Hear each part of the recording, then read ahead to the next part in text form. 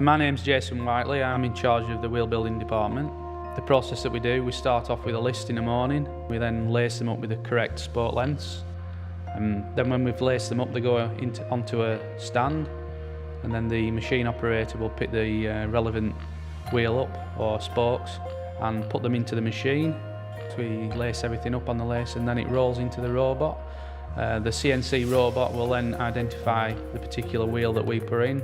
It'll do the truing and do the stressing of the spokes, and then it'll send it out the other end. The wheel builder will take the relevant wheel and we'll do a few tests. We'll check the tensions of the spokes. We have tension meters that are calibrated once a month, and then we go into checking whether the wheel's true or not. We'll check for a dish, and then from there, if everything ticks the right box, it's then finished and put onto the rack and then into the correct box.